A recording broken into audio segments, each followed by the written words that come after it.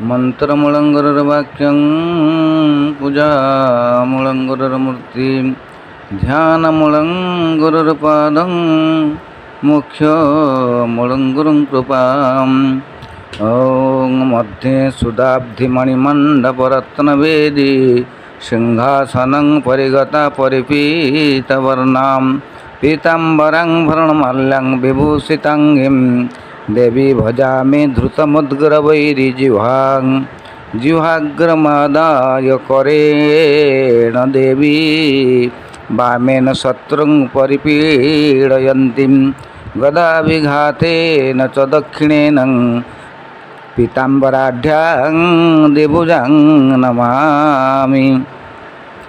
बगला सिद्धविद्या च दुष्टनिग्रहकारिणी स्तम्भिनी कर्षिणी चैव तथोचाटनकारिणी भैरवी भीमनयना महेश गृहिणी शुभा दशनामात्मकं स्तोत्रं पठेत वा पाठये यदि स भवेत् मंत्रसिद्धि च देवी पुत्र इव क्षतौ।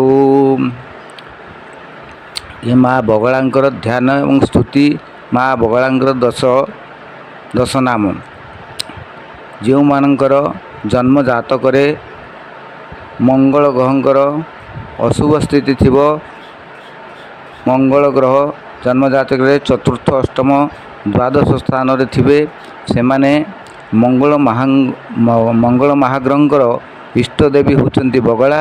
तेणु बगलामुखींकर स्तोत्र ध्यान जे श्रवण करिवो श्रद्धार सहित श्रवण करिवो आ पठन करिवो ताप्रति मंगल महाग्रहंकर कृपा मिलिबो। ता छड़ा जो माने जो पुओ झियो मानकर जातकरे मंगल दोष थिबो एवं वैवाहिक कार्य रे विभिन्न बाधा सृष्टि होथो से माने मंगलवार रे एई स्तोत्र को श्रवण करने सहित हनुमान महाराज को मंगलवार रे लाल वस्त्र हनुमान सिंदूर एवं लाल फल अर्पण करी तांका पाखरे पूजार्चन प्रार्थना कले सेमानकर मंगल दोषरु हेई पारु नथिबा विवाह कार्य संपन्न हेबो। तथिसहित सेमाने त्रिशाखा बेलपत्री रे 9टी त्रिशाखा बेलपत्री रे श्री राम एई खसा तेल एवं हनुमान सिंदूर लेखि हनुमान बेकरे माला करिके देले हनुमान शीघ्र संतुष्ट हो जाती। यही कार्य 9टी मंगलवार कले अभिष्ट सिद्ध होता है।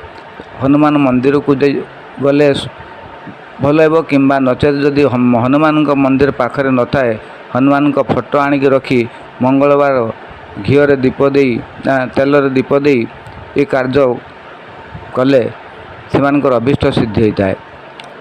एसहित ये कार्य 5, 7, 9 मंगलवार पर्यंत करने को पड़ो। श्रद्धा विश्वास सहित ये कार्य कले निश्चित भाव में से माने सुफल पाइबे और अभिष्ट सिद्धि हेब। जो स्वामी स्त्रींकर अष्टम बा चतुर्थ बा द्वादश मंगल ग्रह थी से मध्य परस्पर झगड़ा बा कली तकरार विभिन्न प्रकार आकस्मिक दुर्घटना घटवार संभावना थाए। तेणु से श्रद्धार सहित यही बगलामुखींकर ध्यान स्तोत्र एवं दशनाम पठन किंबा श्रवण कले से पारिवारिक जीवन सुख शांति कटिब। ओम शांति ओम शांति ओम शांति।